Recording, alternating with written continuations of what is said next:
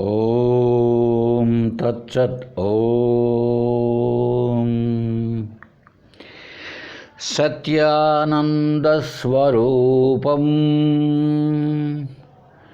ధీసాక్షిబోధవిగ్రహం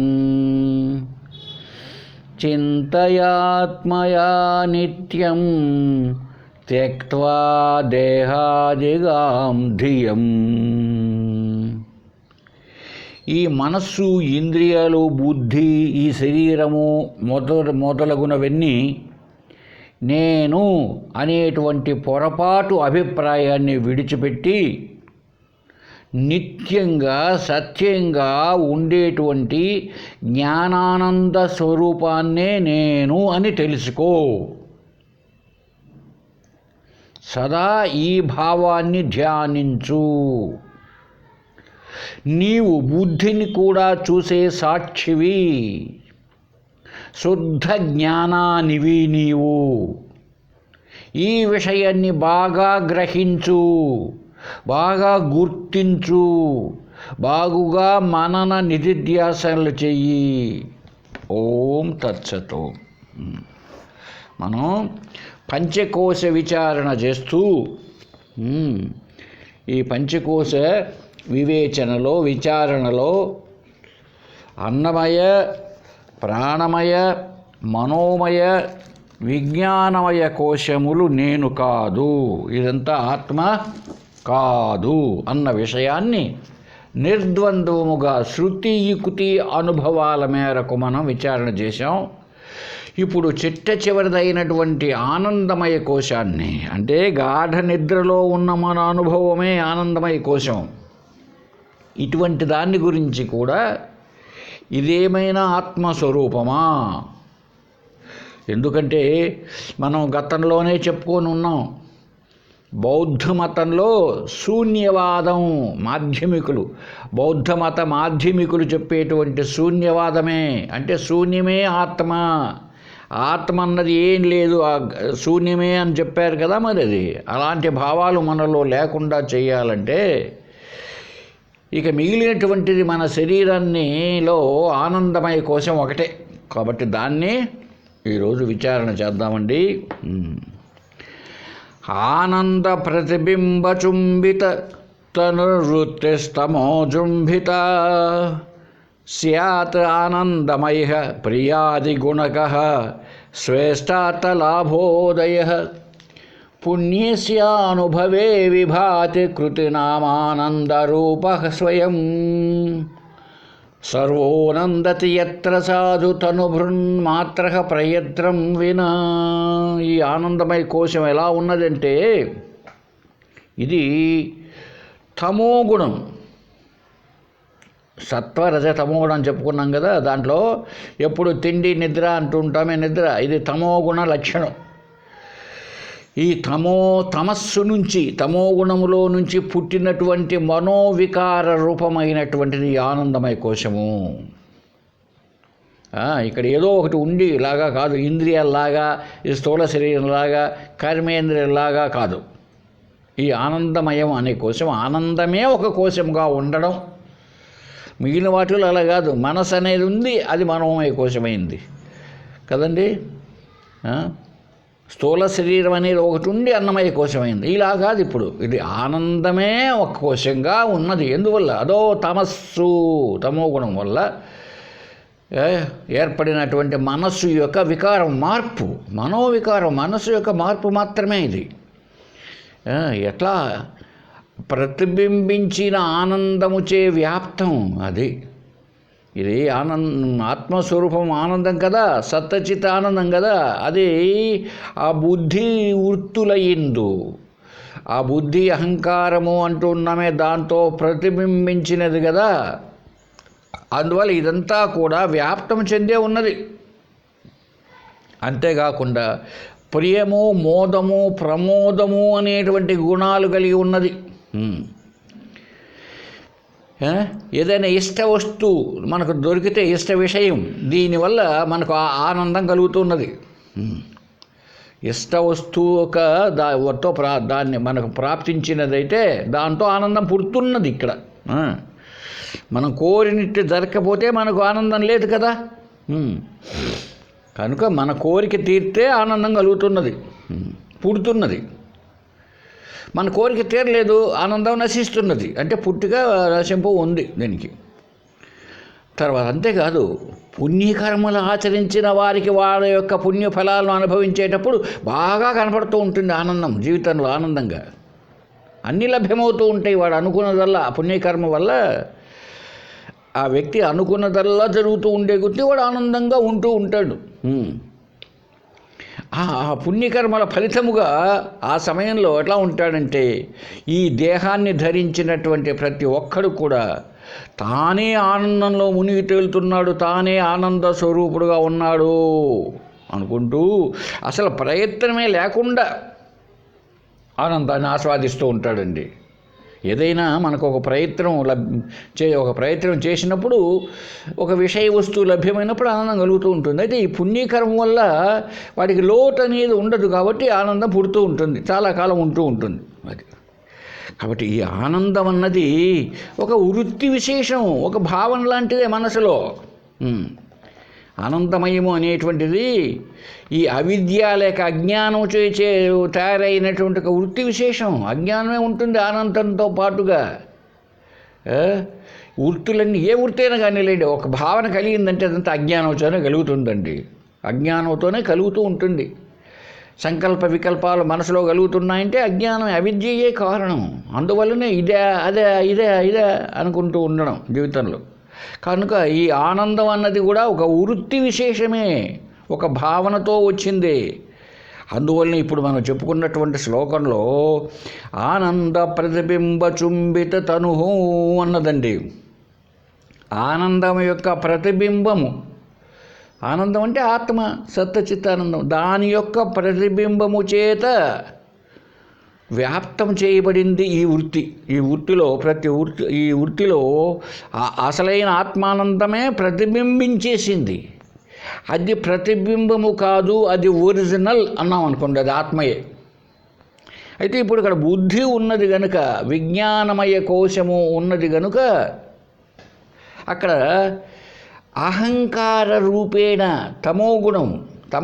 తమోగుణం మొద్దు లక్షణం అజ్ఞానముచ్చే వచ్చినటువంటిది. కనుక అక్కడ ఈ ప్రతిబింబం ఏమనుకుంటున్నది, అహం బ్రహ్మాస్మి కదా. అయినప్పటికీ ఈ విజ్ఞానమయ కోశంలో ఉన్న ఈ అహంకారము తనను తాను పరిమితి చేసుకొని ఒక జీవుడుగా కొన్ని విషయాలను కల్పించుకొని మనస్సు ద్వారా ఆనందాన్ని పొందుతున్నాడు. కనుక ఇది ఒక వృత్తి విశేషం, ఒక భావన గనకే నేను ఏ విషయముతోనైతే ఆనందాన్ని పొందుతున్నాను అనుకుంటూ ఉన్నానో ఆ విషయము సపోజ్ మీకు ఇష్టం లేకపోవచ్చు. మరి ఎందుకది, అది నా మనస్సు, నాకు ఇష్టం అది. అందువల్లనే హోటల్ పోయినారనుకోండి, 10 మంది చేస్తున్నారు, ఒకడు ఏమంటే అడుగుతాడు తెలుసా, సార్ హోటల్లో ఏం కావాలి సార్ అన్నాడు అనుకోండి, వచ్చే సర్వర్. ఒక వ్యక్తి ఏమంటాడు, 2 ఇడ్లీ సాంబార్ అంటాడు. ఇంకొకడు ఏమంటాడు, 2 ఇడ్లీ వడ సాంబార్ అంటాడు. ఇంకొకడు ఏమంటాడు, పూరి అంటాడు. ఇంకొకడు ఏమంటాడు, మసాలా దోశ అంటాడు. ఎందుకు మరి ఇలాగా అంటే ఇది పరిమితం. ఎప్పుడైతే ఈ ప్రతిబింబము గనుక ఏ అద్దానికి ఆయా ప్రతిబింబమే కదా ఉంటుంది. ఒక్కొక్క అద్దంలో లేక ఒక్కొక్క కడవ నీళ్ళల్లో ఒక్కొక్క ప్రతిబింబం ఏర్పడుతూ ఉంటుంది. ఆ అద్దమును బట్టి ఆ ప్రతిబింబం ప్రతిఫలిస్తూ ఉంటుంది కదా. అలాగే అప్పుడు ఏమనుకుంటుంది ప్రతిబింబము, నేను ఈ అద్దానికే పరిమితం అనుకున్నప్పుడు దానికి మళ్ళీ అద్దాన్ని బట్టిన లక్షణాలు వచ్చాయి. అలాగే ఇక్కడ కూడా బుద్ధిలో ప్రతిబింబిస్తున్నది కనుక ఈ బుద్ధిలో గత జన్మల నుంచి వచ్చిన విశేష వాసనల రూపేణా ఇవి ఆనందాన్ని ఇస్తూ ఉంటాయి. కొంతమందికి కొన్ని విషయాల్లో దుఃఖం కలుగుతూ ఉంటుంది. ఇది మన జీవితం అంతా. కాబట్టి ఆనంద ప్రతిబింబ చుంబితం ఈ తనుహు, ఈ శరీరం చూడండి, దాని ప్రతిబింబంతో ఏర్పడుతుంది.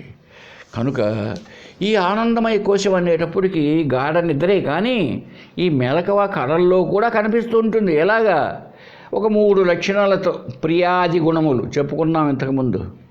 ప్రియము, మోదము, ప్రమోదం. మీ 3 కలిస్తే ఒకటేనండి. ఎలాగైతే good, better, best, positive degree, comparative degree, superlative degree అని ఇంగ్లీష్లో ఏదో ఉండేటి చిన్నప్పుడు చదువుకున్నప్పుడు. గుడ్, బెటర్, బెస్ట్ లాగా. ప్రియం అంటే గుడ్, గుడ్ అంటే గురుడ్డు కాదు గుడ్. మరి గుడ్ అంటే మళ్ళీ హిందీలో లాగా కాదు, అది హిందీ గుడ్ వేరే, తురకంలో కానీ హిందీలో కానీ ఆ గుడ్ కాదు ఇది. ప్రియం. ఇంకొంచెం బాగా ఉంటే మోదం, బెస్ట్ లాగా ఉంటే ప్రమోదం. ఒకటే ఆనందమే, అయితే దాన్ని విభజించాడు. ప్రియము, మోదము, ప్రమోదం. ఇవన్నీ ఆనంద వృత్తిలో, ఆనందం అనే ఒక భావనలో ఉన్న విశేషాలే. ఇప్పుడు ఇష్ట దర్శనం అయిందనుకో, ఒక రామయ్య కుమారుడు కోయిటి పోయినాడు, వచ్చాడు, వాడిని చూస్తానే ఈయనకు సంతోషం అన్నమాట. ఇప్పుడు కదా సంతోషం, ఆనందం కదా, పిల్లవాడు వస్తానే కోయిటి నుంచి. ఎందుకు? తన కుమారుడు అంటే తనకి ఇష్టం కనుక. రాకరాక 3 ఏళ్ళకి వచ్చాడు రా ఈడు కోయిటి నుంచి అన్న సంతోషం. ఏరా అబ్బాయి బాగున్నావా, అది ఇది సంతోషంగా ఉంటాడు. ఇప్పుడు ఆ అబ్బాయి, వచ్చిన అబ్బాయి వాడి యొక్క సూట్ కేస్ తెరిచి ఒక 4 కట్టలు ఇచ్చాడు అనుకుందాం, 2000 రూపాయల కట్టలు, ఇదిగో నాన్న అని.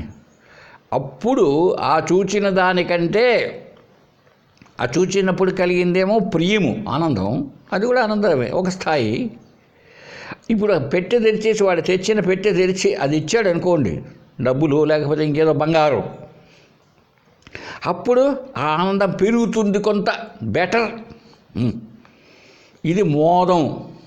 ఏమండి, ఇప్పుడు దాన్ని తీసుకుపోయి బీరువాలో పెట్టుకొని అప్పు సప్పు చేసింటే తీర్చేసాడు అనుకుందామండి, లేదా బ్యాంకులో ఫిక్స్డ్ డిపాజిట్ చేసేసాడు అనుకోండి దాన్ని, అప్పుడు ప్రమోదం. ఇంకా అలా కాదు. ఏమండి, ప్రియము, మోదము, ప్రమోదం ఒకే ఆనందం. చూడండి స్టేజెస్ ఎలా ఉన్నాయి. అలా కాదు, వాడు ఏమీ తేకుండా వచ్చాడు అనుకో, కోయిటి నుంచి పెట్టి తెరిచి చూస్తే ఏమీ లేదనుకోండి, అంతే. ఫస్ట్ స్టార్టింగ్లో ఏ ప్రియమైతే ఏర్పడిందో ఇష్ట దర్శనం, అంతే, ఇక ఆనందం పెరగదు. ఇలాగా 3 స్థాయిల్లో ఉండే ఆనందం. ఇదంతా ఆనందమయ కోశమే, నిజంగా కాదు. అది నిజమైన ఆనందం ఆత్మస్వరూపం. అక్కడ వస్తువుల చేత, వ్యక్తుల చేత ఏర్పడేటువంటి ఆనందం కాదు. అది ఆనందము అనేటువంటి ఆత్మస్వరూప లక్షణం. ఇప్పుడు మనం పొందేది ఆనందమయ కోశము, విషయ వస్తువుల ద్వారా ఇక్కడ లభ్యమవుతోంది. ఎందుకు వచ్చింది విషయ వస్తువులు ఆనందంగా? అజ్ఞానం చేత. అలాగే గాఢ నిద్రలో ఎలా వచ్చింది? అజ్ఞానం చేతనే, ఏమీ తెలియనటువంటి ఆనందం. కనుక ఇది ఆనందమయ కోశము. కనుక ఈ ప్రియం ఎట్లా ఉంటుంది? లాభే మోద, లాభే మోద. నీకు ఇష్టమైంది లభించినప్పుడు అప్పుడు ఒక మనసులో ఒక ఆలోచన వచ్చేస్తుంది, ఒక భావన కలుగుతుంది, దాని పేరు మోదం.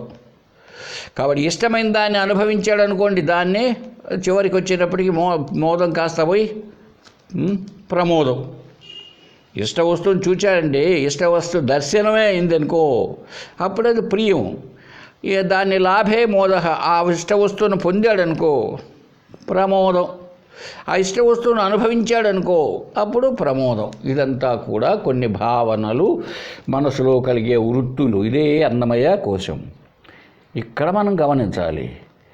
ఇప్పుడు ఆ మనసులో ఒక వృత్తి ఉదయిస్తూ ఉన్నది, పుడుతూ ఉన్నది కదా.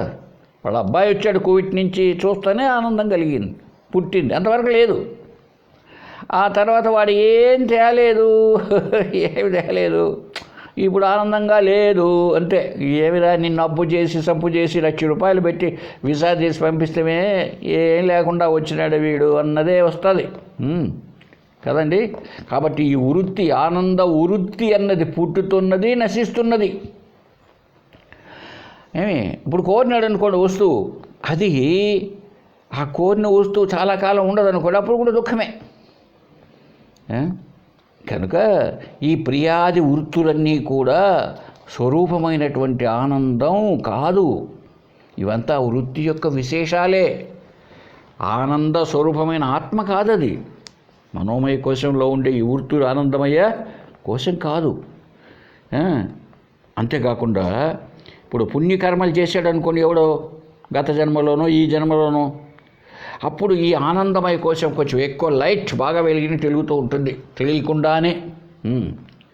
అయితే మనిషి ఏం చేస్తున్నాడు? పాపకర్మలు చేస్తాడు, పుణ్యకర్మలు చేస్తాడు, మిశ్రమ కర్మలు చేస్తూ ఉంటాడు. అదే మానవ జన్మే పుణ్యపాపకర్మల మిశ్రమ ఫలం అంట. కేవలం పుణ్యకర్మలు చేశాడు అనుకోండి, అప్పుడు అతడు దేవతా జన్మలు ఆ లోకాల్లో ఉంటాడంట. అక్కడ పుడతాడు పోయి ఇంద్రుడికి కొడుకుగా, జయంతుడా ఎవడో అంటాడు వాడి పేరు, అక్కడ ఉంటాడు. పాపిష్టి కర్మలు చేశాడు అనుకోండి, నరకలోకంలో ఉంటాడు, యమధర్మరాజుకు కొడుకుగాను అల్లుడుగాను. ఈ మధ్య కర్మలు చేసిన వాడు మానవ జన్మలో ఉంటాడు. ఈ మధ్య కర్మల్లో మిశ్రమ కర్మలు అంటారు. అంటే అది ఇది పుణ్యము పాపం, కొంచెంసేపు పుణ్యము కొంచెంసేపు పాపం, ఇవి చేసిన వాడు మానవ జన్మలో ఉంటాడంట. వీటిల్లో కూడా సపోజ్ 80% పుణ్యకర్మలు 20% పాపకర్మలు చేశాడు అనుకోండి, అప్పుడు ఏ మోడీలాగానో లేకపోతే ఏ 40 years ఇండస్ట్రీ చంద్రబాబు నాయుడు లాగానో 40 years రాజకీయాల్లో చూడండి ఎవరికి ఉంటుంది లభ్యమై.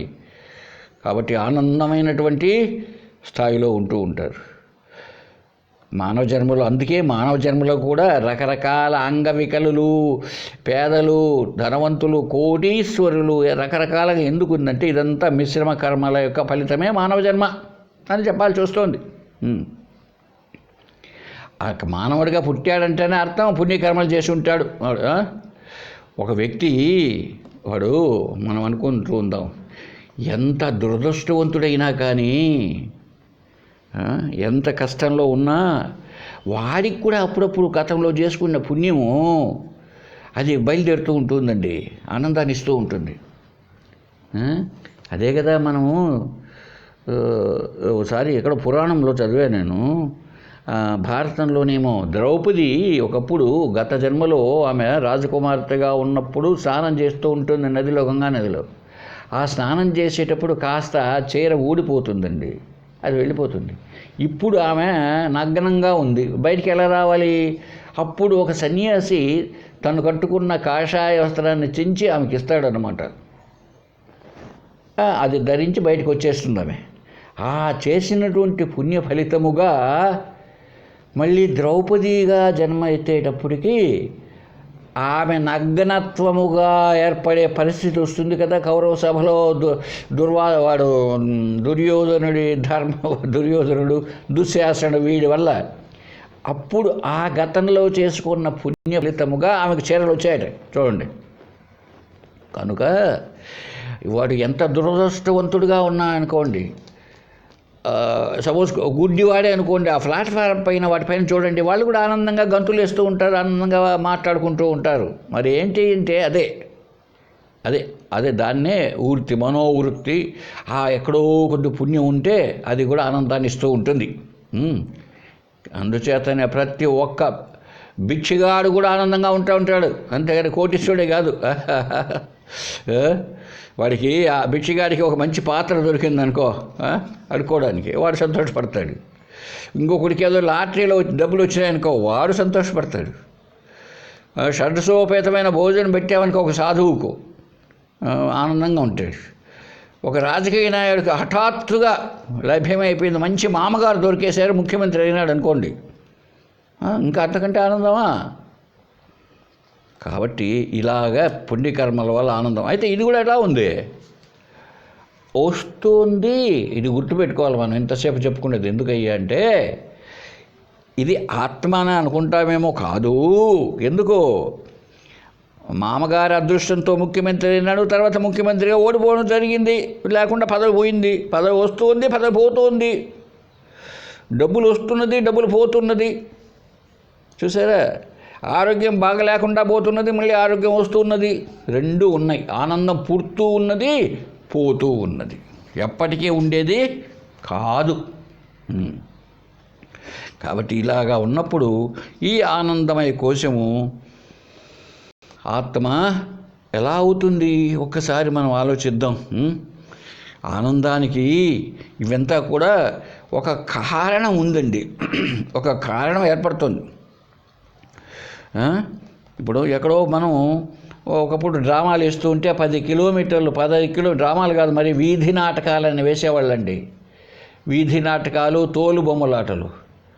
ఒక 10-20 కిలోమీటర్లు అయినా సరే పల్లెటూళ్ళలో ఉండేవాళ్ళు నడుచుకుంటూ వెళ్ళి ఆ వీధి నాటకం తెల్లవార్లు లేదా బొమ్మలాటలు చూసి ఇంటికి వచ్చేవాళ్ళు. ఎందుకంటే ఇంత నడిచినా కూడా అక్కడ దాన్ని చూస్తూ ఉంటే అక్కడ ఆనందంగా కలుగుతూ ఉంటుంది. కాబట్టి ఆనందం పైన ప్రతి ఒక్కరికి కావలసిందే ఆనందం. ఈ ఆనందం అన్నది జాగ్రత్తావస్థలో, స్వప్నావస్థలో ప్రియమోద ప్రమోదములుగా ఉంటూ ఉంది. ఈ ఆనందమయ కోశ అనుభవం మనకు కొంచెం విశ్లేషణ చేసుకున్నప్పుడు ఎట్లా ఉంటుందంటే, ఈ 2 అవస్థలో వస్తూ ఉంటుంది, పోతూ ఉంటున్నట్టుగా ఉంటుంది, మనకి క్షణమే కనపడుతూ ఉంటుంది. సుషుప్తిలో అలా కాదు. ఆనందమయ కోశ అనుభవం గాఢ నిద్రలో పూర్తిగా ఉన్నట్టుంటుందండి. ఆ నిద్రపోయినంతసేపు గాఢ నిద్ర, కళలతో కాదు, కళ కాదు, ఆ గాఢ నిద్ర ఉన్నంతసేపు ఏ లోటు లేదు. అలా కాకుండా మెలకువలో అయితే అలా కాదు. మంచి సినిమా చూసావు, మంచి డైలాగ్స్, బ్రహ్మానందం గారు ఏదో మాట్లాడుతున్నారు, అందరూ నవ్వుతూ ఉన్నారు. ఆ మాటల వల్ల ఏదో నవ్వు, హాస్యం వస్తుంది. ఈ లోపల మన పక్క సీట్లో ఉండే పిల్లవాడు ఎవడో క్యారని కేకలు పెట్టేసాడు అనుకోండి, మనకు ఆ డైలాగ్స్ సినిమాలోటి మనకు వినిపించలే. ఆ కాసేపు మనకు ఆనందం పోయింది, అందరూ నవ్వుకుంటున్నారు, మనకేమో సరిగా వినపడలే, చికాకు. చూసారండి, ఇలా ఉంటుంది మెలకువలోను కళల్లోనూ. గాఢ నిద్రలో అలా కాదు, తెంపు లేకుండా ఉంటుంది ఆనందం, పరిపూర్ణమైన ఆనందంగా ఉంటుంది. ఎందుకని అక్కడ ఏ ఇతర వృత్తులు లేవు. ఇంకనో బయట మన మనసులో ఏ ఆలోచనలు, ఇతరమైన ఏ సంకల్పాలు, ఏ వికల్పాలు, ఏ నిశ్చయ జ్ఞానాలు లేవు. ఇవి ఉంటే మారుతూ ఉంటుంది. కాబట్టి ఆనందం గాఢ నిద్రావస్థలో పూర్తిగా ఉంటుంది.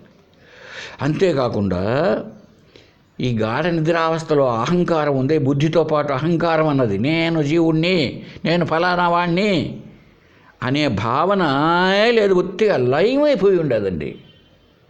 నేనన్నది లయమైపోయి ఉండదు. ఆ అద్దము కాస్త బోళ్ళబడినట్టు ఉన్నది.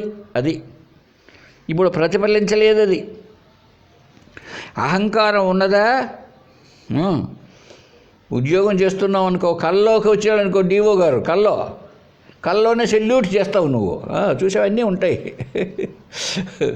కాబట్టి ఈ జాగ్రత్త స్వప్నావస్థల్లో అహంకారం ఉంటుంది, అన్ని వృత్తులు మనోవృత్తులు ఉంటాయి. కాబట్టి ఆనందానుభవం పూర్తిగా ఉండదు. సుషుప్తిలో అంతా లయమై ఉంటుంది. అంతేకాకుండా ఈ సుషుప్తి అవస్థలో నేను దేహమును అన్న తాదాత్మ్యత, అది మెయిన్. నేను దేహమును, నేను ఇంద్రియములను, నేను మనోమయ కోశమును, నేను విజ్ఞానమయ కోశమును, ఏమి లేదు, ఏ కోశము లేదు, గోచి లేదు. కాబట్టి ఇంక ఇప్పుడు ఈ శరీర మనస్సు వీటి వల్ల వచ్చే సమస్యలు ఏమీ లేవు అక్కడ. చూసారా? మోకాళ్ళు నొప్పులు లేస్తే మోకాళ్ళు నొప్పులు కాలు కింద పెట్టి నువ్వు అబ్బా అబ్బా అనేవాడు గాఢ నిద్రపోయాడు అనుకోండి, ఏం లేదు. ఎందుకో శరీరముతో తాదాత్మ్యత లేదు. ఎప్పుడు శరీరమే నేనన్నది ఎప్పుడు ఏర్పడిపోయిందో అప్పుడు శరీరానికి సంబంధించిన బాధలన్నీ ఏడ్పిస్తూ ఉంటాయి. ఈ మనస్సే నేనుగా ఎప్పుడు తాదాత్మ్యం చెందుతామో మనకు విరోధులు కావచ్చు, మనల్ని తిట్టిన వాళ్ళు కావచ్చు, కొట్టిన వాళ్ళు కావచ్చు, మన యొక్క పురోగాభివృద్ధి చూసి ఓర్చలేని వాళ్ళు కావచ్చు, వాళ్ళ వల్ల ఎప్పుడు కూడా దుఃఖమే కదా. అటువంటి వాళ్ళంతా మన స్వప్నావస్థలో కానీ జాగ్రత్తావస్థలో కానీ మనకు కలవడం జరిగితే దుఃఖమే కదా. మరి గాఢ నిద్రలో ఎవ్వరూ లేదు, ఏమీ లేదు. కాబట్టి ఆనందమే ప్రధానం. వాస్తవంగా ఇదంతా కూడా స్వరూపానందమే. ఆనందం ఈ విషయాల వల్ల వచ్చే ఆనందం కూడా వాస్తవానికి అదే. ఏది ఈ విషయ సుఖాలను అనుభవిస్తే వచ్చే ఆనందం కూడా మన ఆత్మయే, సత్చిత్ ఆనందమే, స్వరూపానందమే. అయితే ఏమవుతున్నది ఇక్కడికి వచ్చేటప్పటికంటే, ఎందుకు మరి అసలు స్వరూపానందం ఇక్కడ కూడా ఉంటూ, మెలకువలో కూడా, కళ్ళలో కూడా ఉంటూ కూడా మనకెందుకు తెలియబడ్డం లేదంటే, వీటితో కలిసి ఉన్నది. అది ఒక వృత్తి రూపేణ ఉన్నది. అహంకారంతో కలిసి నేను అన్న జీవభావంతో, ఈ ఇంద్రియాలతో, మనసుతో, వీటితో ఎప్పుడైతే కలిసి ఉన్నదో అప్పుడు ఇది వేరుగా కనిపిస్తున్నట్టు ఉంది. ఇప్పుడు ఒకటి ఆలోచిద్దామండి. ముఖమేమో నాదే, అద్దంలో ప్రతిబింబిస్తున్నది. ఇప్పుడు ఆ అద్దంలో నా ముఖానికి అంత మచ్చలు ఉన్నాయండి, నల్లటి మచ్చలు. ఎందుకంటే ఆ పాప, చిన్న పాప కళ్ళకు కాటుకు పెట్టుకుంటూ కాటుకంతా అద్దానికి పూసింది. ఇప్పుడు మన ముఖం అద్దంలో చూస్తే మన ముఖానికి అంతా నల్లటి మచ్చలు ఏర్పడతాయి. నిజానికి అద్దంలో ప్రతిబింబించిన ముఖం నాదే, నా ముఖాన్ని ఏ మచ్చలు లేవు. అయితే ఎలా కనిపిస్తున్నది? ఎందుకు కనిపిస్తున్నది? అద్దుగో ఉపాధి. నా ముఖము అద్దము అనే ఉపాధి ద్వారా ఎప్పుడు వచ్చేసిందో, ఆ అద్దం యొక్క లక్షణాలు, అది శుభ్రంగా ఉంటే శుభ్రంగా ఉంటుంది, అది మురికి బట్టి ఉంటే మురికి మనకే అంటుకున్నట్టు ఉంటుంది. ఇది అసలైన ఆనంద స్వరూపమైన ఆత్మ.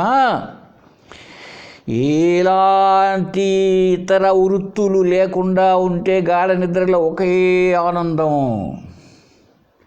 అదే కలలోనూ మెలకువలోనూ విషయములు, ఆ విషయములను స్వీకరించే పనిముట్లు, ఉపకరణములు, మనస్సు, ఇంద్రియాలు, ఇట్లాంటి వీటిల్ని బట్టి వీటిని బట్టి ఆ ఆనందం కాస్తసేపు మాత్రం ఉండి క్షణిక మాత్రం చూపించి అలా వెళ్ళిపోతూ ఉంటుంది మనకు. చూసారా? అంతేకాకుండా ఆ ఆనందం బ్రహ్మానందంగా ఉండడం లేదు. చూడండి. కాబట్టి ఎందుకు ఆనంద స్వరూపం తెలియబడ్డం లేదు మనకు?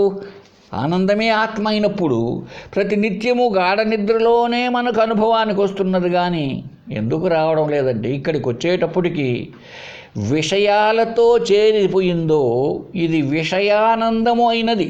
అది నీళ్ళు చూడండి, అది దానికి రంగంటూ లేదు.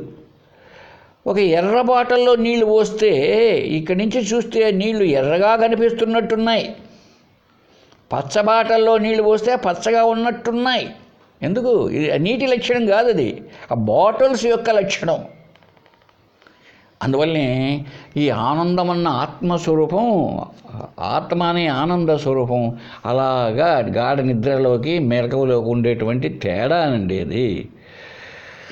కాబట్టి ఇవి ఈ జాగ్రత్త స్వప్నావస్థల్లో వృత్తులు మారుతూ ఉంటే ఆనందం కూడా పరిమితం అవుతూ ఉంది. అయితే సుషుప్తులు అలా కాదు. సుషుప్తులు ఎలా ఉంటుంది? కంటిన్యూగా ఉంది ఆనందం. నిద్రపోయినంత వరకు ఏ కొరత, ఏ విషయ సుఖము లేకున్నా ఆనందంగా ఉంది. ఇది తర్వాత ప్రతి ఒక్కడు ఈ ఆనందాన్ని మనం ప్రతి ఒక్కరూ అనుభవిస్తూనే ఉన్నాం. మన అనుభవ రీత్యా చెప్పుకుంటే సుషుప్తిలో ఆనందానుభవం ఉందా లేదా? అయితే అక్కడ చెప్పడం లేదు అనుకుంటూ ఉంటాం అనుకోండి. అది ఇంతకుముందు కూడా చెప్పాను ఒకసారి. అయితే ఆ ఆనందం అనుభవానికి వస్తున్నది. ఎలాగా? మేలుకొన్న తర్వాత ప్రతి ఒక్కడు ఏమంటాడో తెలుసా? నేను హాయిగా నిద్రపోయినాను, ఆనందంగా నిద్రపోయినాను అంటాడు. అబ్బా, రాత్రి బట్టి నిద్ర ఎప్పుడూ పట్టలేదు, అబ్బా ఎంత ఆనందంగా నిద్రపోయినానో అంటాడు. అక్కడ నిద్రపోవడం అన్నది ఒక కర్మలాగా లేదు. హైదరాబాదు పోయినట్టు నిద్రకు పోవడం అనేది లేదు. అన్నిటినీ ఉపసంహరించుకోవడమే అక్కడ చేసిన పని. ఏమిటి? గాఢ నిద్రలో ఎక్కడికో నిద్రపోయినాడు అంటే హైదరాబాదు పోయినాడు, లేకపోతే భ్రమరావతికి పోయినాడు, అలా కాదు. ఈ పోవడం అన్నది అన్నిటినీ తీసివేయడం జరిగింది అక్కడ నిషేధ పద్ధతిలో. ఈ శరీర మనోబుద్ధులు, ప్రపంచం, దేవుడు, మిగిలిన విషయాలు, దెయ్యాలు, భూతాలు కానీ అన్నిటినీ పక్కకు పంపించేసి ఆత్మ తన స్వరూపంలోనే ఉండిపోయింది. అందుకే అది ఆనందానుభవం. అదే అనుభవం కనుక అనుభవించిన వాళ్ళమే కనుక మెలకువ వస్తానే ఆనందంగా నిద్రపోయినాను, హాయిగా అంటున్నాడు ప్రతి ఒక్కడు. కాబట్టి తర్కబద్ధంగా ఆలోచిస్తే అనుభవంతో సుషుప్తిలో ఆనందం అన్నది ఉన్నది అని మనకు బాగా తెలుసు. నిద్రపోవడానికైతే ఎంతో ప్రయత్నం చేస్తామండి అందరం, ఉత్సాహం, బాగా పరుపు వేసుకుంటాం, దుప్పటి పరుచుకుంటాం, ఫ్యాన్ వేసుకుంటాడు, ఏసీ వేసుకుంటాడు, లేకపోతే దుప్పటి కప్పుకుంటాడు, ఏమి బాగా నిద్రపోవడానికి చూడండి. అంతేకాదు సత్సంగంలో కూర్చుంటే గోడకు ఆనుకుంటే హాయిగా నిద్రపోతాడు. ఇక్కడ కూడా మంచి ఉపన్యాసం చెప్తూ ఉంటాడు, మంచి ప్రవచనం చెప్తూ ఉంటాడు అనుకోండి గురువు గారు. వచ్చింది ఎందుకు సత్సంగానికి? చెప్పేసి వినడానికి, తను బాగుపడడానికి. అయితే ఏం చేస్తాడు? గోడకో గుంజకో ఉంటే ఆనుకున్నాడా తెలియకుండానే ఆనందంలో నిమగ్నమైపోతాడు. అంటే ఏంటి అర్థం? అన్నిటికంటే తన స్వరూపమే ఇష్టం. దాంట్లోకి ఎప్పుడెప్పుడు పోదామా? మన స్వరూపంలోకి ఎప్పుడెప్పుడు పోదామా? అందువల్లనే నిద్రపోవడం కోసం ప్రయత్నం చేస్తారు, కానీ మేలుకోవడానికి ఎవరు ఇష్టపడరండి. మంచి నిద్రలో ఉంటే తట్టి లేపినారనుకో ఎంత విసుక్కుంటాడు చూడండి. ఏమి ఎందుకని? అప్పుడు దాన్ని బట్టి చెప్పచ్చు మనం. నిద్రపోవడానికి ఇష్టం చూపిస్తారు ప్రతి ఒక్కరు. మేలుకోవడం కూడా తెల్లవారితే మేలుకోవాలన్నా కూడా ఒకసారి ఇటు బొర్లి లేస్తాడు. ఒక్కసారి నిద్రలోంచి గాఢ నిద్రలోంచి తగ్గి లేచి కూర్చోలేడు, ఎవడు కూర్చోడు. కాబట్టి అది ఆనందం, అది గాఢ నిద్రలో ఉన్నటువంటిది పరిపూర్ణమైనటువంటి ఆనందమే. అక్కడ నిద్రలో అన్యథాగ్రహణం లేదు మనకు. ఇంకొక దాన్ని ఏదో పొందాలి, గాఢ నిద్రలో పొందాలి అన్నది లేదు. జాగ్రత్త స్వప్నావస్థల్లో అయితే ఏమండి పరిమితంగా ఉంది, పరిమితం చేయబడింది. అంతా పొందాలి అని ఉంది. గాఢ నిద్రలో అన్యథాగ్రహణం, ఇంకొక దాన్ని దేన్నో తెలుసుకోవడం, అనుభవించడం అన్నది లేదు. తన స్వరూపంలో ఉండిపోవడమే. అదే జాగ్రత్త స్వప్నావస్థల్లో అయితే ఇష్ట దర్శనం వల్ల, ఇష్ట లాభం వల్ల, ఇష్టమైన దాన్ని అనుభవించిన దానివల్ల ఆనందం కలుగుతుంది. అదంతా ఎట్లా ఉంటుంది? మెలకువలో, కల్లోనూ ఆయా సందర్భాల బట్టి, ఆయా కారణాల బట్టి ఆధారపడి ఉంటుంది. ఒక కాలము, ఒక నిమిత్తాన్ని బట్టి ఉంటుంది ఆనందం ఇక్కడ. ఇప్పుడు ఏదో మంచి భోజనం లేదా ఏదో ఇంకొకటి ఏదో చూడడం, ఇట్లాంటివన్నీ ఉన్నాయి. ఈ మూడు వర్తిస్తాయి మనకు. ఏదో చూడడం, తినడం, అనుభవించడం అన్నటువంతా కూడా. కొన్నిట్లో ధనం ఉంది కొన్ని విషయాల్లో. ఇప్పుడు ఆహారం అయితే ఆకులో వడ్డిస్తానే భలే అవన్నీ రకరకాల వంటలు ఉన్నాయనిపిస్తుంది, ప్రియం. చూస్తానే వడ్డిస్తూనే. అలాగే మోదం, ప్రమోదం అన్నీ ఉంటాయి. డబ్బు వచ్చిందనుకోండి, ఈ డబ్బును చూస్తానే ఇది మంది ఆనందం వచ్చేసింది. ఒకదాంట్లోనే మూడు అనుభవాలు లేకున్నా కూడా ఆ డబ్బుని తినేది ఉండదు, ప్రమోదమే కలిగింది. ఇలాగా ఉంటుందన్నమాట ఈ అవస్థల్లో. అయితే మనం ఇప్పుడు అర్థం చేసుకోవాలి ఏమని? ఈ అన్నమయ కోశం ఏమైనా ఆత్మనా అని ఆలోచిస్తే ఏం చెప్పబడుతోంది చూడండి. నైవాయమానందమయ పరాత్మ సోపాధికత్వాత్ ప్రకృతిర్వికారాత్ కార్యత్వహేతో సుకృతక్రియాయా వికార సంఘాత సమాహితత్వాత్. ఈ ఆనందమయ కోశము నయేవ పరాత్మ, ఇది పరాత్మ కాదు, అంటే పరమైనటువంటి ఆత్మ కాదు. ఈ ఆనందమయం అన్నటువంటి ఇది ఆత్మ కాదు. ఎందుకంటే సోపాధికత్వాత్, ఉపాధులతో ఉన్నది. ఈ ఆనందమయ కోశము ఉపాధితో ఉంటూ ఉన్నది. అంతేకాదు ప్రకృతే వికారాత్, ప్రకృతిలో వికారం చెందుతూ ఉన్నది. అంతేకాదు కార్యత్వహేత సుకృతక్రియాయా, సుకృతక్రియలు అంటే మంచి పనులు చేసిన దానివలన, మంచి పనులు చేసిన దానివల్ల ప్రియము, మోదము, ప్రమోదం మొదలైన మార్పులతో ఉంటుంది. కనుక ఇది ఆనందమయ కోశం పరాత్మ కాజాలదు. పరమమైనటువంటి ఆ పరబ్రహ్మము లేదా ఆత్మ కాదు. ఈ ఆనందమయ కోశము. ఎందుకు? ఉపాధితో ఉంటూ ఉన్నది. ఉపాధి ఏంటి? ఆ ఉపాధి ఎక్కడ చూస్తోంది నీకు ఆనందం? మనసులో. మనసు ద్వారా వెళ్ళడవుతుంది. అందుకే కదా ఆనందమయ్యే కోశం అయింది. ఆత్మకు ఉపాధి లేదు.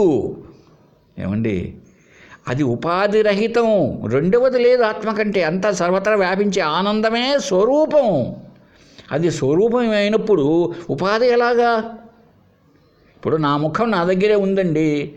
నా ముఖం గోచరం కావాలి అంటే ఉపాధి ద్వారా, అది అద్దమో లేకపోతే నీళ్ళో లేకపోతే నున్నటి బండో ఇట్లా ఏదో. అలాగే ఇక్కడికి వచ్చేటప్పటికి ఈ ఆనందం కూడా మనస్సు యొక్క ఉపాధి. మనస్సు అనబడే ఉపాధి ద్వారా ఒక వృత్తిలాగా ఆనందమయంగా ఉన్నది, ఆనందంగా ఉన్నది. ఎందుకు? అదో వృత్తి కనుకనే ప్రియము, మోదము, ప్రమోదముగా కనపడుతున్నది. 3 రకాలుగా. పాజిటివ్ డిగ్రీ, పాజిటివ్ ఇంకేదో మర్చిపోతుంది, సూపర్లేటివ్ కాదు, 3 రకాలైనటువంటి వాటిల్లో పాజిటివ్, కంపారిటివ్, సూపర్లేటివ్. ఈ ఆనందం ఒక వృత్తి విశేషంగా ఉంది, ఒక భావనగా ఉన్నది. ఒక భావనే ఆనందం అన్నది మెలకువ కల్లో. అంతేకాకుండా ఇది ప్రకృతి వికారం. ప్రకృతి చేత. ఏమిటది? అదే అజ్ఞానమే ప్రకృతి అంటే. లేకపోతే ఆ తిరుపతి లడ్డు, అబ్బా ఆహా తిరుపతి లడ్డా అంటాడు. ఇది మాయ కదా. తిరుపతి ఏందండి లడ్డు, ఇంకొక లడ్డు కూడా అదే. అయితే దానిపైనే ఒక ఉంటుంది కనుక అదే అజ్ఞానం లేదా మాయ. ఈ మనస్సు కూడా మాయ చేతనే వచ్చింది కనుక, అజ్ఞానం వలన ఏర్పడింది కనుక ఇదంతా మనోమయం కనుక ఈ ఆనందమయ కోశం కూడా ఈ మనోమయ కోశంలాగా మార్పులు చెందుతూ ఉంటుంది, పరిణామం చెందుతూ ఉంటుంది. ఎలాగా?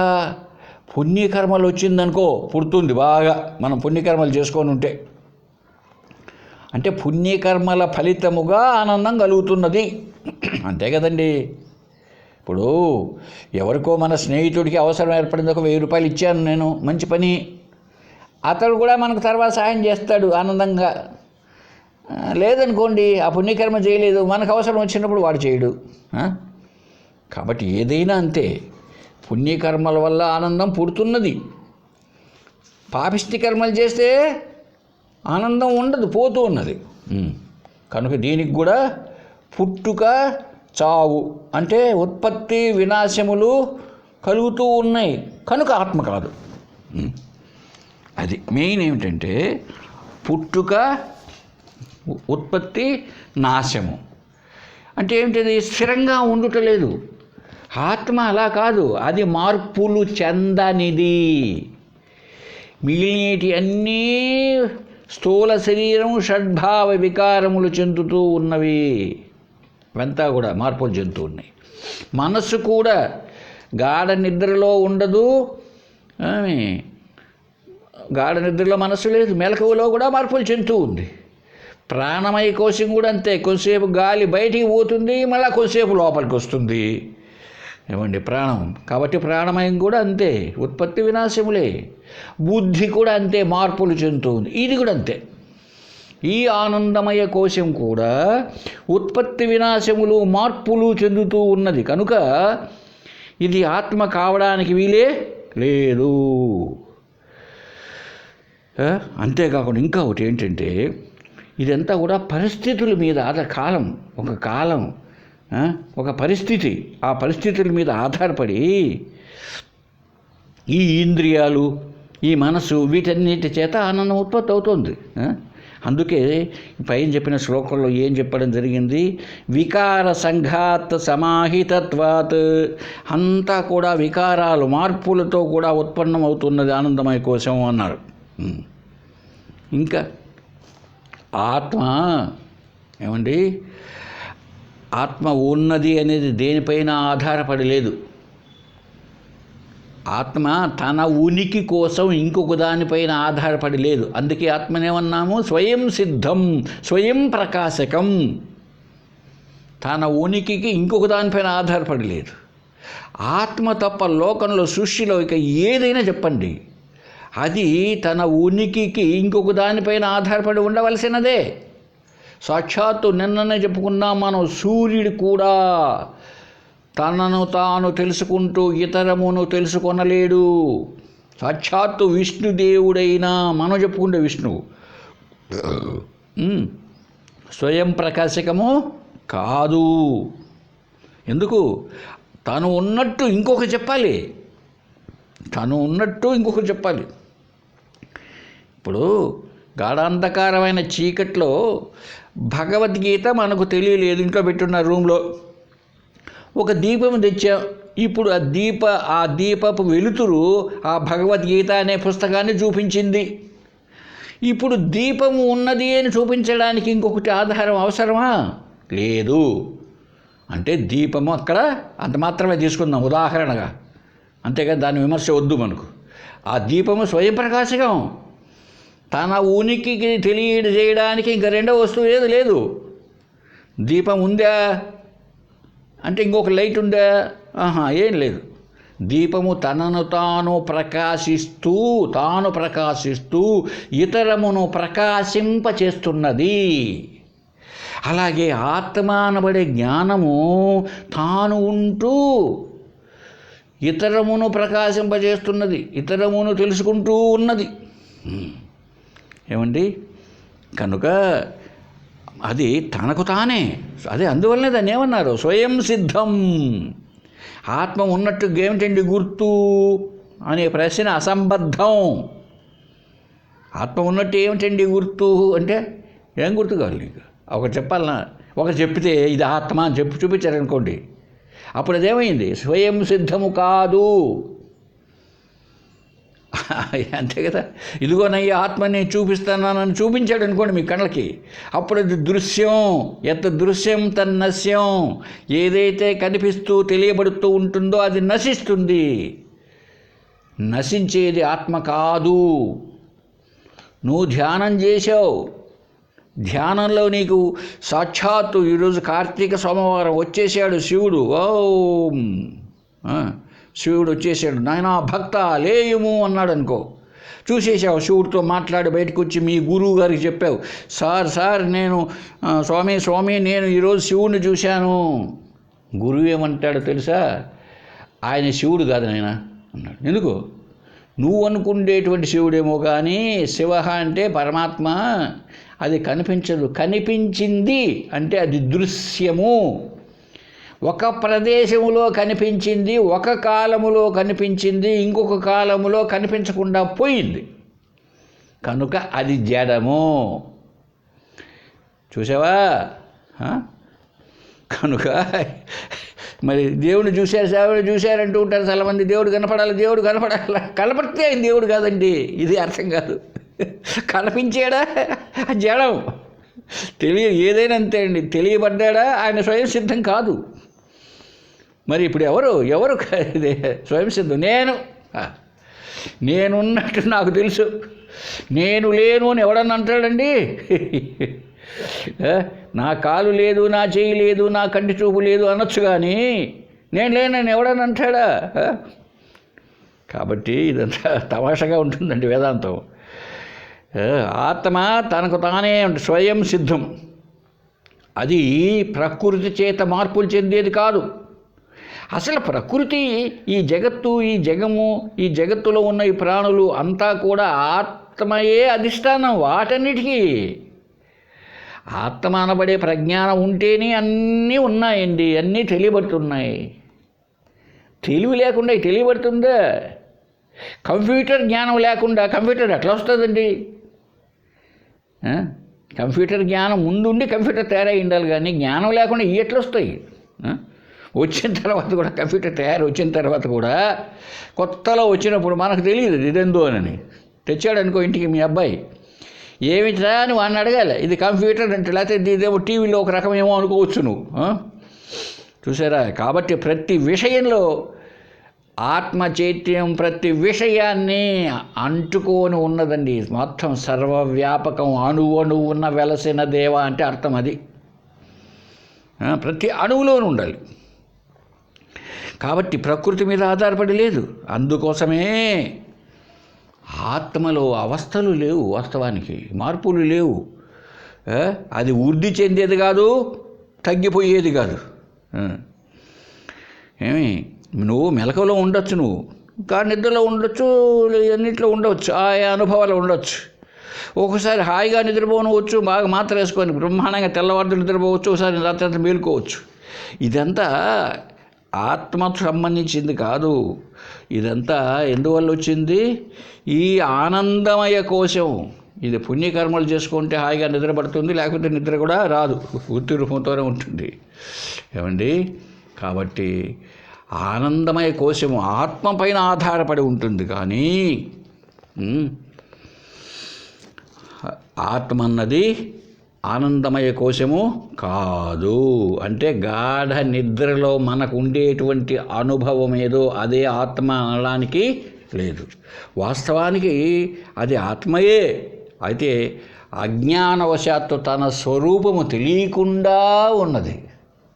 ఎప్పుడైతే తన స్వరూపం ఏమిటో తెలియలేదో అప్పుడు ఆనందమయ కోశము అనిగా తయారైంది. ఆనందమయ కోశంగా ఎప్పుడు తయారైందో అది ప్రస్ఫుటంగా గాఢ నిద్రలో తెలియబడుతున్నది. మెలకువలోకి వచ్చేటప్పటికీ, కళ్ళలోకి వచ్చేటప్పటికీ ప్రియమోద ప్రమోదములుగా తెలియబడుతుంది. ఇప్పుడు నేను ఎవడు? నేను ఆత్మ, నేను కూడా జ్ఞానం.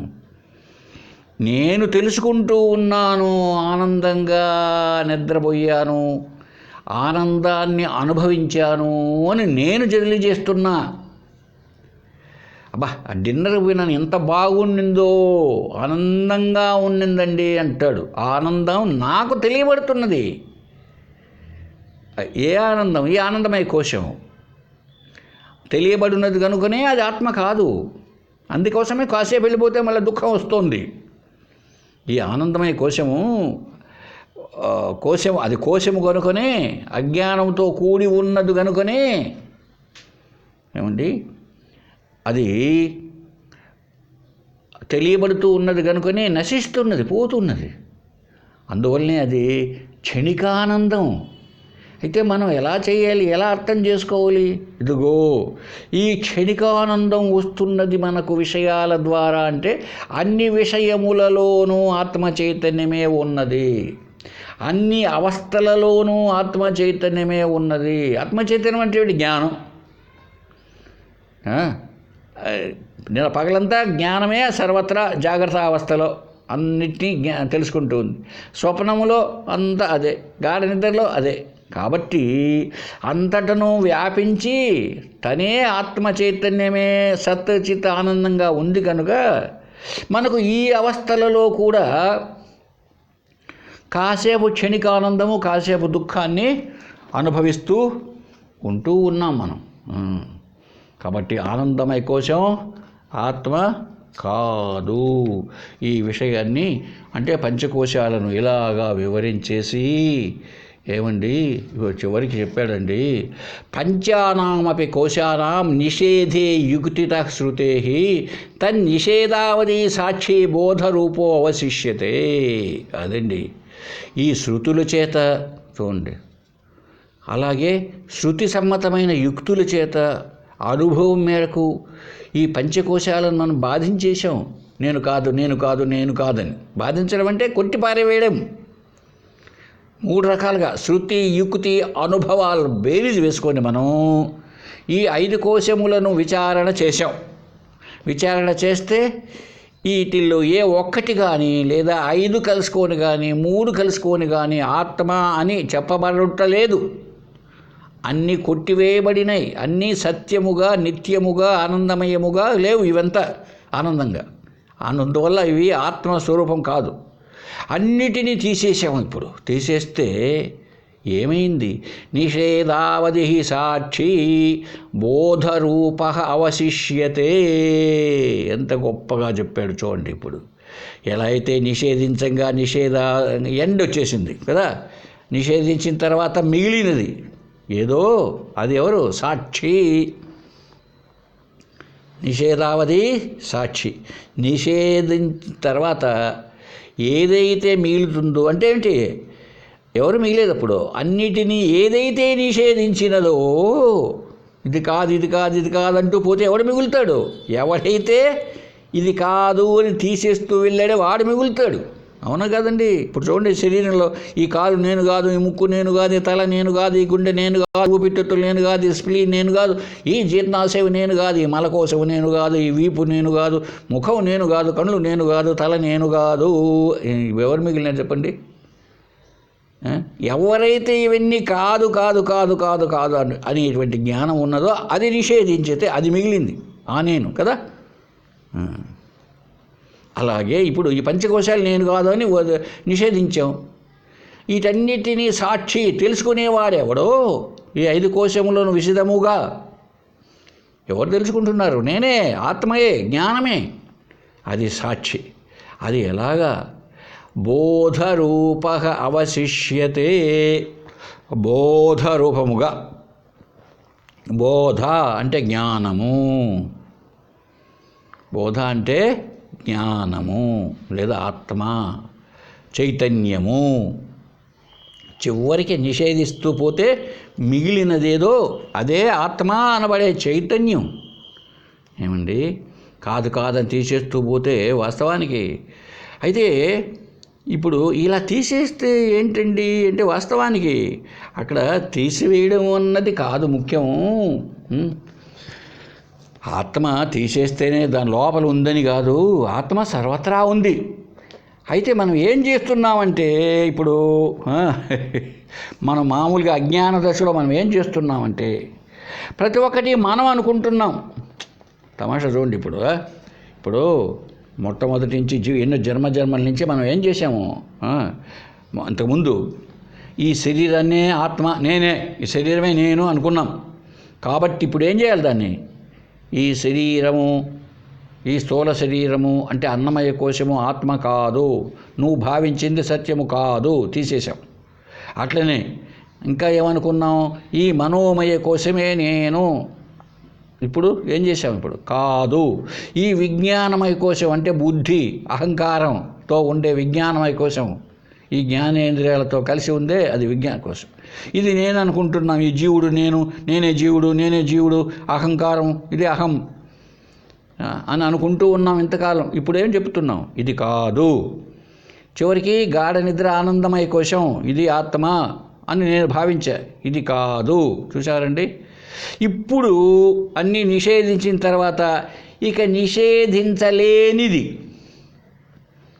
ఇంకా తొలగించలేనిది ఒకటి మిగులుతుందండి. అదే తొలగించేవాడు. ఎవడైతే తొలగిస్తున్నాడో వాడే మిగులుతాడు. నిషేధావధి సాక్షి. నిషేధించదాతే పోతే మిగిలిన వాడే సాక్షి. అయితే వాస్తవానికి ఈ సాక్షి దృష్ట్యా చూస్తే అన్నీ అన్నీ పోయేటివే, అన్నీ నిషేధించేటివే. బట్ మనం ఇప్పుడు గుర్తుపెట్టుకోవాలి, ఆ సాక్షి నేనే. అన్నిటినీ నిషేధించేవాడిని నేనే. అంటే ఈ విచారణ ద్వారా మాత్రమే, ఆత్మ విచారణ ద్వారా మాత్రమే ఈ నిషేధింపు అనేది జరుగుతోంది. అయితే ఈ సాక్షిగా ఎప్పుడైతే అయ్యాడో వీడికి ఇక రూపం లేదు, నామం లేదు. ఎందుకని? ఒకదానికి దేనికైనా ఒక రూపము, ఒక నామము, ఒక క్రియ ఉంటే అది ఆత్మ కాదు. ఎందుకు? అది కాలగత, దేశగత, వస్తుగత పరిమితికి లోనైనది. ఏమండి? ఒక ప్రదేశంలో ఉంటుంది, ఒక కాలంలో ఉంటుంది, ఒక వస్తువుతో సమానంగా ఉంటుంది. కనుక అది పరిమితి, కనుక అది ఆత్మ కాదు. మరి ఇప్పుడు జ్ఞానం వరకు వచ్చేటప్పటికీ, సాక్షి వరకు వచ్చేటప్పటికీ దానికి రూపనామాలు లేవు. మరి ఏంటది? కేవల జ్ఞానమే. ఆ జ్ఞానమే ఆత్మ. ఏమండి?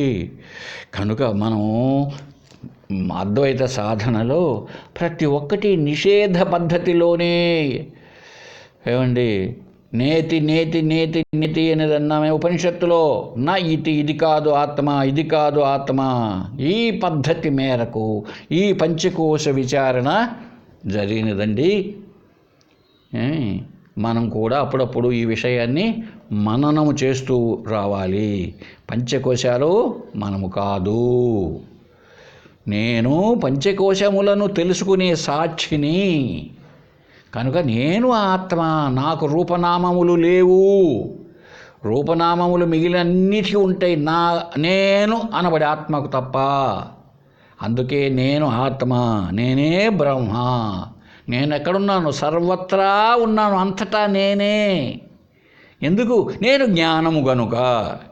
జ్ఞానము లేనిది ఏదైనా ఉంటుందా చెప్పండి? ఒక్క వస్తువుని చెప్పండి చాలు.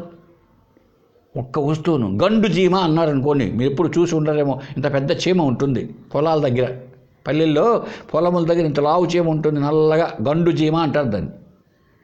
ఇప్పుడు ఆ గండు చీమతో పాటు జ్ఞానం లేకపోతే అది గండు చీమ అని నీకెలా తెలిసింది? ఆ గండు చీమలో జ్ఞానం లేకపోతే ఆ చీమ పరిగెత్తిపోయి అది కూడా ఆహారాన్ని ఎలా తీసుకుంటుంది చెప్పండి? కాబట్టి అంతటా నేననబడే జ్ఞానమే వ్యాపించి ఉన్నది. అందువల్ల అది సత్యం. ఈ జగత్తంతా మిథ్యా. జగన్మిథ్యా, బ్రహ్మ సత్యం, జీవో బ్రహ్మైవ నాపరః. జీవుడు బ్రహ్మమే, ఇతరం కాదు. ఈ భావన మనలో దృఢం కావాలి. ఇంతలో పంచకోశ వివేచన ముగిసింది. ఇక నెక్స్ట్ నుంచి మళ్ళీ గ్రంథానికి వెళదామండి. హరి ఓం తత్సత్. ఓం పూర్ణమదః పూర్ణమిదం పూర్ణాత్ పూర్ణముదచ్యతే పూర్ణస్య పూర్ణమాదాయ పూర్ణమేవావశిష్యతే. ఓం శాంతి శాంతి శాంతి. హరి ఓం తత్సత్.